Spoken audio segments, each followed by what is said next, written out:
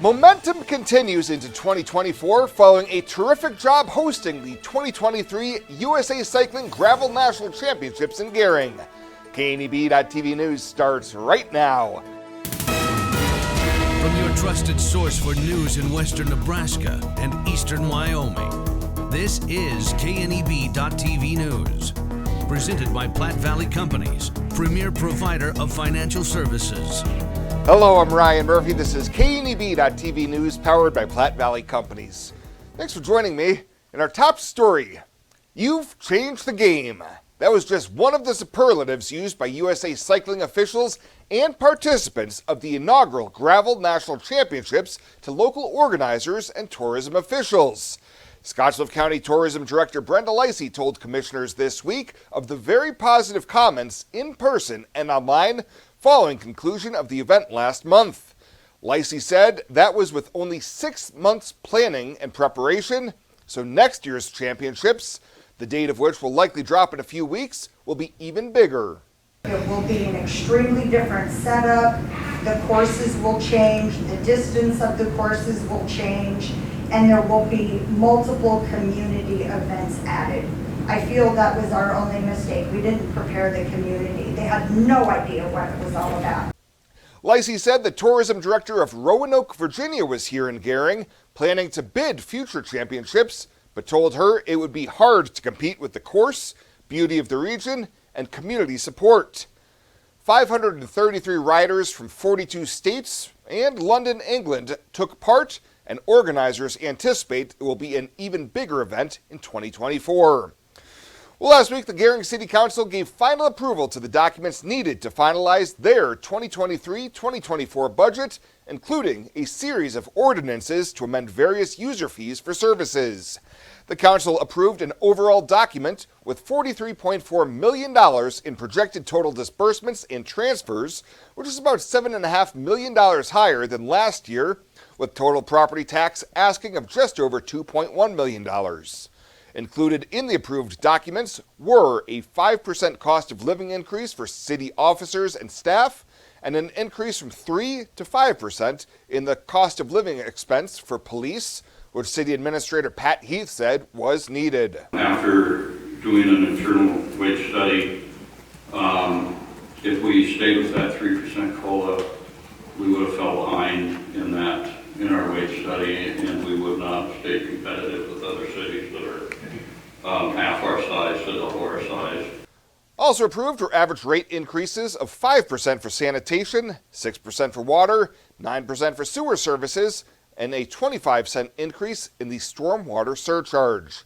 Electric rates will remain the same. However, the rate structure has been updated to remove minimum charges, replacing them with a commodity charge similar to the new water and sewer rate structures. And the Nebraska Public Service Commission voted 3-2 yesterday to censure Commissioner Kevin Stocker of Gering and Christian Murch of Omaha following an independent investigation into allegations of misconduct. Commission Chair Dan Watermeyer said the PSC will not condone the conduct that led them to the decision to censure, noting they should not need a code of conduct to tell them as elected officials that they are accountable for their actions. Watermeyer said it's his expectation that by voting to censure, they are sending the message that as commissioners, they are holding themselves to the highest of standards and will not tolerate that kind of behavior. We'll have more news right after this. Looking for free instead of fees? Platte Valley Bank can help you keep your finances moving forward with no ATM fees. Whether you're headed to the lake, the mountains, or just to the grocery store, you can enjoy the freedom of free ATM access anywhere, anytime. Platte Valley Bank. You belong here.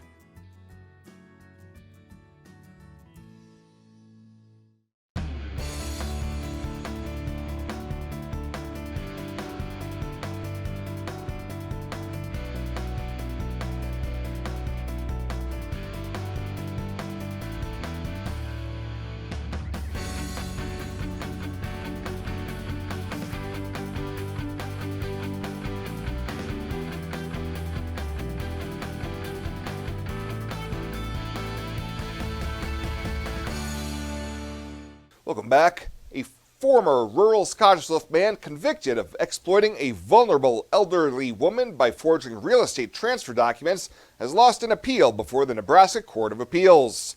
Barry Neal was sentenced last December to 3 to 5 years in prison for second-degree forgery, attempted theft by taking, and abuse of a vulnerable adult, but claimed the evidence was insufficient for the convictions and the sentence was excessive. The appellate court affirmed the convictions, saying the repeated unorthodox attempts to add Barry and Londa Neal's names to the property leading up to and around the date of the offenses showed intent to deceive or harm the victim by diminishing or eliminating her interest in the property. The judges also found that, given Barry Neal's prior convictions and the fact that the sentences imposed were well below the combined statutory maximum, there was no abuse of discretion by the district court. And an Alliance man who pleaded no contest to charges following a Wing Drug Task Force investigation has been sentenced. In 2020, a CI working for Wing purchased meth during a controlled buy from 25-year-old Moses Dawn. Earlier this summer, he pleaded no contest to a charge of attempted distribution of an exceptionally hazardous drug and was slated to be back in court on September 14th for sentencing. Dawn did not appear and was arrested a week later on a bench warrant. Last Wednesday, District Judge Leo Dobrovolny sentenced Dawn to 2 years of probation on the Class 2A felony, plus court costs and probation fees.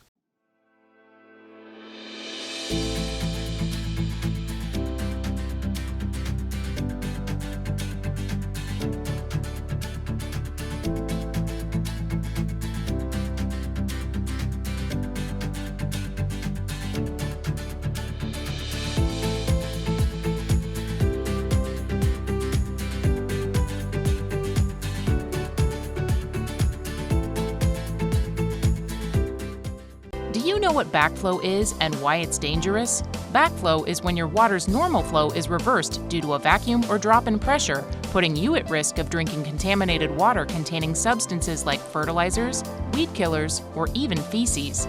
To help protect your drinking water, the city requests the periodic checking of testable backflow devices. Backflow prevention devices close when water reverses direction and stops suspect water from gaining entry to your house, making sure your next drink is clean and refreshing.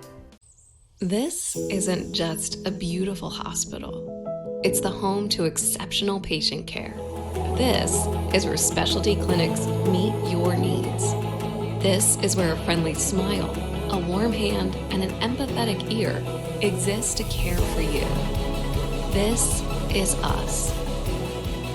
Box Butte General Hospital. Great things are happening here.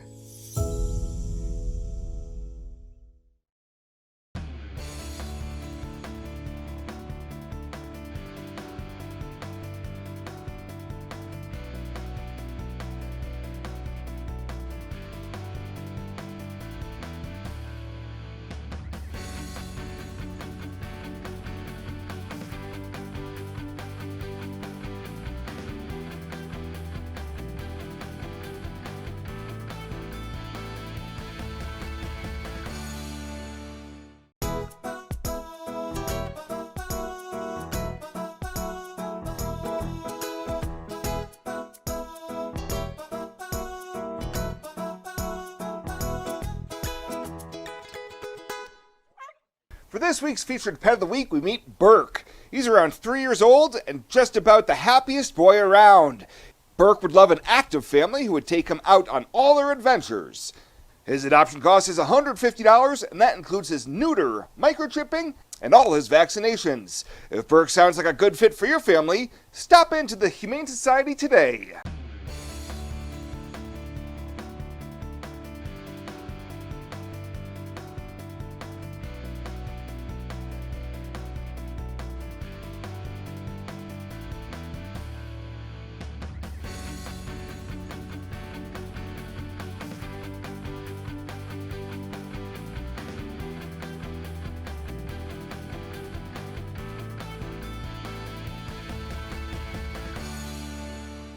Welcome to Kelly's Liquor, your liquor cabinet. Whether you're a wine enthusiast, a whiskey sommelier, a tequila connoisseur, or you just love your beer, Kelly's has the best selection of what you're looking for.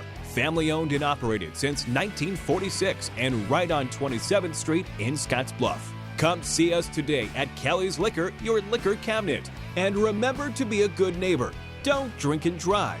Kelly's Liquor, West 27th Street in Scottsbluff.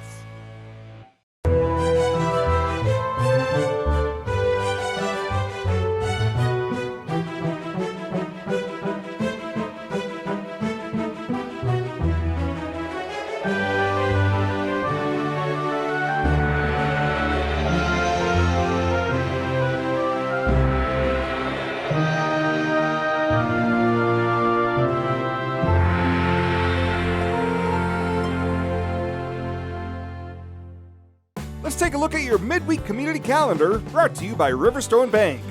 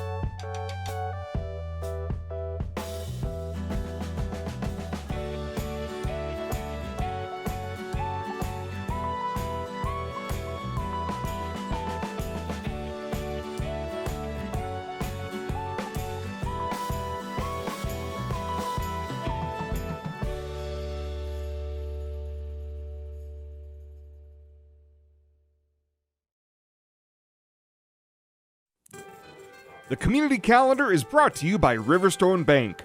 We're local and we love our community.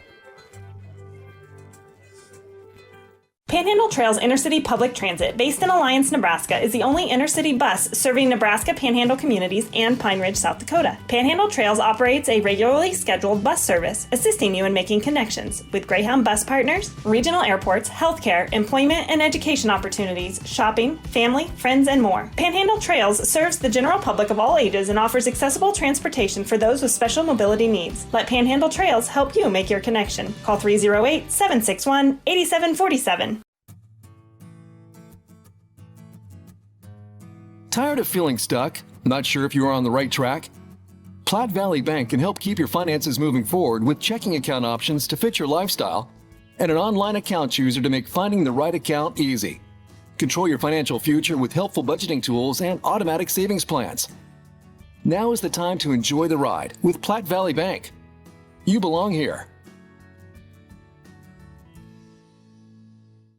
And finally tonight, students from around the country, including right here in the Panhandle, participated in International Walk to School Day this morning.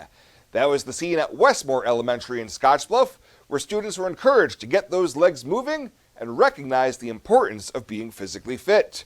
Superintendent Dr. Andrew Dick, members from the WNCC's men's basketball team, and Scottsbluff School Board members joined the festivities this morning, followed by a presentation by Mayor Jeannie McCarrigan.